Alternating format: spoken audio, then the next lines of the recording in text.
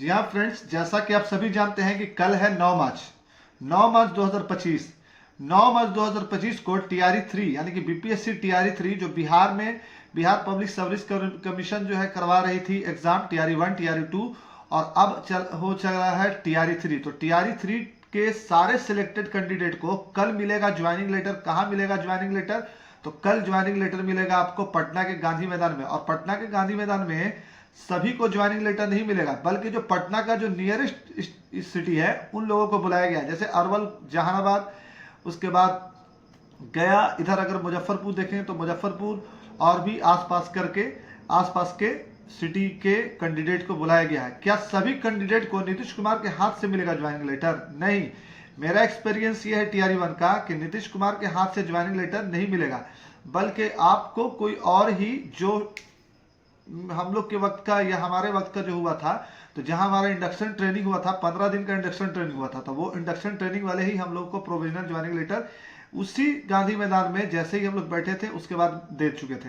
तो वहां पास मिल चुका था ज्वाइनिंग लेटर। और फिर जो नीतीश कुमार ज्वाइनिंग लेटर दे रहे थे, वो ज्वाइनिंग लेटर कुछ सिलेक्टेड, कुछ ऐसे कैंडिडेट को उठा लिया जाता है जिनको जो है ज्वाइनिंग लेटर दिया जाता है। हर 1 to 5 से 10 को, 6 to 8 से 10 को, 9 10 से 10 को और 11 12 से 10 को उठा करके कैंडिडेट को, और वो नीतीश कुमार के साथ यानी कि नीतीश कुमार अपने हाथ से ही उनको ज्वाइनिंग लेटर देते हैं। ये बात है। उसके बाद क्या होगा ज्वाइनिंग लेटर मिलने के बाद? तो ये जो ज्वाइनिंग लेटर है ये प्रोविजनल ज्वाइनिंग लेटर है। इससे पहले भी हम कई वीडियो में बता चुके हैं कि ये joining letter provisional joining letter है। इस पे साफ लिखा होगा कि this is a provisional offer letter या ज्वाइनिंग लेटर फॉर यू, है ना। यह जो ज्वाइनिंग लेटर है वो एक प्रोविजनल ज्वाइनिंग लेटर है, और आपको जो रियल ज्वाइनिंग लेटर मिलेगा वो मिलेगा इंडक्शन ट्रेनिंग होने के बाद। टीआरई 1 में ऐसा हुआ था कि इंडक्शन ट्रेनिंग पहले हो गया था, अब प्रोविजनल ज्वाइनिंग लेटर फिर मिला था, और उसके बाद फिर दे दिया गया था टैग वाला ट्रेनिंग। टैग वाला ट्रेनिंग में क्या हुआ था कि टैग वाले ट्रेनिंग में आपको जो ब्लॉक है वहां जाना है, और ब्लॉक वाइज जो स्कूल होगा वहां वो ब्लॉक भेजेगा, और स्कूल में 7-7 दिन पढ़ाना है, पढ़ाने का ट्रेनिंग होगा, वो स्कूल विरमित करेगा, और इसी तरह से 15 से 20 दिन कट जाएगा, लगभग 1 महीना। उसके बाद फाइनल आपका ब्लॉक वाइज लिस्ट आ जाएगा। अभी तो सिटी आपको मिला होगा, अब मिलेगा ब्लॉक वाइज लिस्ट आ जाएगा। उस ब्लॉक में आपको स्कूल नेम आपके नाम के साथ दिया रहेगा, और फिर जाकर के वहां आपको ज्वाइनिंग करना है। ये बात है। तो इंडक्शन ट्रेनिंग सबसे पहले हम लोगों का हुआ था टीआरई 1 में। तो यहाँ पर अगर मेरे पास अगर कुछ फोटो होगा तो मैं फोटो लगा दूंगा कि इंडक्शन ट्रेनिंग किस तरह का हुआ था, क्या हुआ था। तो यहाँ पर बगल में आपको फोटो मिल जाएगा। और उसके बाद फिर इंडक्शन ट्रेनिंग के बाद फिर क्या हुआ था, गांधी मैदान में ज्वाइनिंग लेटर मिल गया, और वहां से हम लोगों को भेज दिया गया कहाँ, टैग के लिए। तो हो सकता है कि कल जो आपको मिलेगा ज्वाइनिंग लेटर, तो ज्वाइनिंग लेटर लेने के बाद 15 दिन का आपका इंडक्शन ट्रेनिंग चलेगा। इंडक्शन ट्रेनिंग बहुत ही अच्छा होता है, अभी का कुछ नहीं बोला जा सकता है क्योंकि उस वक्त एसीएस के प्रोडक्ट थे। तो उस वक्त का जो इंडक्शन ट्रेनिंग था बहुत ही वीआईपी टाइप का था। इवन बिपार्ड में भी होगा इंडक्शन ट्रेनिंग, अगर होना रहेगा तो। टीआरई 1 में और टीआरई 2 में ऐसा हुआ था कि बिपार्ड में भी हुआ था इंडक्शन ट्रेनिंग। तो बिपार्ड में फिर आपको पीटीसी में या फिर जो भी जिला वाइज में ट्रेनिंग सेंटर उस सब में होगा, तो वहां से इंडक्शन ट्रेनिंग 15 दिन का आप करेंगे। 15 दिन का इंडक्शन ट्रेनिंग के बाद जो होगा, वहां से 15 दिन के इंडक्शन ट्रेनिंग के बाद हो सकता है कि 7 दिन का आपको टैग स्कूल दे दे, और उस बीच ब्लॉक वाइज लिस्ट निकल जाए, और फिर आपका स्कूल का नाम भी आ जाएगा। तो मिला जुला करके मेरा जो एक्सपीरियंस रहा है वो ये रहा है कि आपको अभी मिला है प्रोविजनल ज्वाइनिंग लेटर। आपको अभी कम से कम 1 महीना तक टहलाया जाएगा, और 1 महीना टहलाने के बाद आपको फाइनल जो है ज्वाइनिंग लेटर मिल जाएगा। इसमें 2 साल का प्रोबेशन पीरियड होगा। ऐसे आप जब नियमावली पढ़िएगा तो कुछ जगह पर 1 साल का भी है, लेकिन जो शिक्षा विभाग है वो अपने नियमावली से चलता है, तो 2 साल का ज्वाइनिंग, 2 साल का प्रोबेशन पीरियड चलता है। उस प्रोबेशन पीरियड में आपका जो पढ़ाना या जो भी आपका है वो स्टेटस सही होना चाहिए। उसके बाद फाइनल जो है आपको प्रोबेशन पीरियड 2 साल जब खत्म हो जाएगा तब आपका लगेगा इंक्रीमेंट। तो ये है बात। तो अभी तक के लिए हम आपसे सिर्फ इसलिए ही जुड़े थे कि आप सभी को very very congratulations to select in Bihar, to select in BPSC TRE 3। TRE 3 में सिलेक्शन के लिए आप सभी को बहुत बहुत मुबारकबाद, शुभकामनाएं। उम्मीद है कि आप बिहार के बारे में समझेंगे, सोचेंगे और बिहार के बारे में कुछ अच्छा करेंगे। दूसरे राज्य से आने वाले मेरे भाई, दूसरे राज्य से आने वाले मेरे लोग, आप लोगों से रिक्वेस्ट है कि एज अ बिहारी मेरा रिक्वेस्ट है कि प्लीज़ यहाँ के लैंग्वेज को समझो, यहाँ के कल्चर को समझो, यहाँ के बोली को समझो और आप लोग अपना योगदान दो।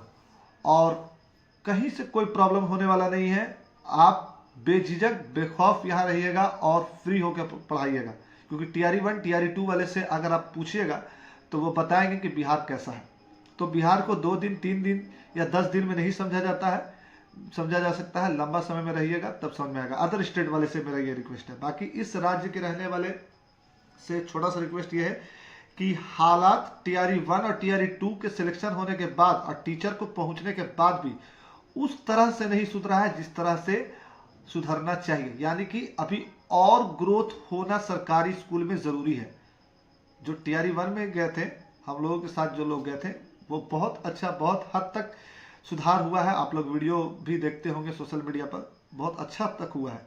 लेकिन अभी और जरूरी है, क्योंकि ये जो बिहार है इसका गौरवशाली इतिहास रहा है। सम्राट अशोक की धरती है, महावीर की धरती है, बुद्ध की धरती है, डॉक्टर राजेंद्र प्रसाद की धरती है, पीर अली की धरती है। तो इस तरह से बहुत गौरवशाली इतिहास है। तो हमारा भविष्य भी गौरवशाली बने, तो इसके लिए हम सब लोग मिल करके टीआरई 1, टीआरई 2, टीआरई 3 और जो भी पहले से भी जो टीचर हैं 10 साल पहले से, उन सब लोग को मिल करके हम लोगों को काम करना होगा और क्वालिटी एजुकेशन पे फोकस करना होगा। आप ध्यान देते होंगे कि मेरा कोई भी वीडियो जो है दोपहर में या 4 बजे से पहले नहीं आता है। इसका एक कारण यह है कि उस वक्त जो है स्कूल टाइम होता है। और एक चीज़ और, जब आप सिलेक्शन ले लीजिएगा तो स्कूल टाइम में सोशल मीडिया यूज़ करने से बचिएगा, मेरा ये है सजेशन। और जब आप सिलेक्शन ले लीजिएगा तो गांव में जो है आप एक अच्छा व्यवहार बना के रखिएगा, क्योंकि आपको स्कूल गांव में ही मिलने जा रहा है। आप जब सिलेक्शन ले लीजिएगा तो शुरुआत में 1-8 महीना 2 महीना बहुत सारी तकलीफ आएगी, आने जाने का तकलीफ आएगा, तो उसको आप थोड़ा सा रजिस्ट कीजिएगा, थोड़ा सा बर्दाश्त कीजिएगा। उसके बाद आपको सारा ग्रुप बन जाएगा और सेट हो जाएगा। यदि आप सिलेक्शन ले लीजिएगा तो फोकस कीजिएगा कि गांव के गार्जियन की नज़र में आपको जितना हो सके अच्छा बनना है। आप जब सिलेक्शन ले लोगे तो फोकस करोगे कि बच्चे आपके तरफ देखें, आपकी तरफ लगाव करें, आपसे प्रेम करें। और बहुत ज़्यादा सोशल मीडिया पर अपने स्कूल का एक्टिविटी नहीं डालना है। जो एक्टिविटी अच्छा लगे या ऐसा लगे इसमें कोई एरर नहीं हो या इसमें किसी तरह का बर्ड बिकॉज नहीं लग सकता है, उसी को डालना है।